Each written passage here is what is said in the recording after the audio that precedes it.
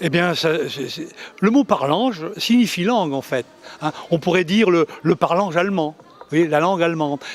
Et puis après, il y a eu une autre utilisation du mot, hein, pour remplacer le mot patois. Alors ça, c'est une acception qui existe déjà depuis longtemps, mais qui a été renouvelée dans l'époque contemporaine. Parce que, évidemment, nous récusons l'usage du mot patois, qui, comme disait Voltaire, est la langue de la populace, voyez, voilà, ou d'une culture inférieure. Alors merci pour la culture inférieure, monsieur Voltaire. Ben, la Vendée, c'est un département qui date de 1790, quoi. Hein.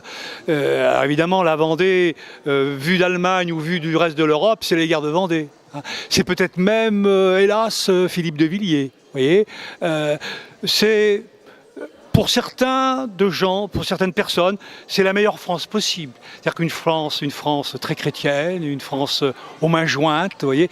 Mais il arrive que quelquefois, quand même, que les mains ne sont plus jointes, qu'elles s'écartent.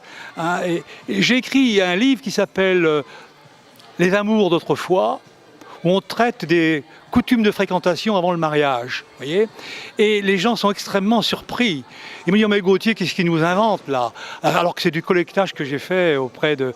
souvent avec mes élèves même. Et là, on voit une autre Vendée. On voit une Vendée amoureuse, on voit une Vendée qui n'obéit pas forcément aux préceptes des curés.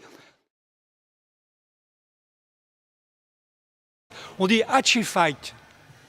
Hatchefeit, ça veut dire mot à mot assez faite. Et même quand on est bien, Hatchefeit de Pâques. Vous comprenez mieux. Hein, c'est une façon optimiste de se dire au revoir, puisque ça correspond au français à ces fêtes, à ces prochaines rencontres, quoi. Et ça sera une fête quand on va se retrouver.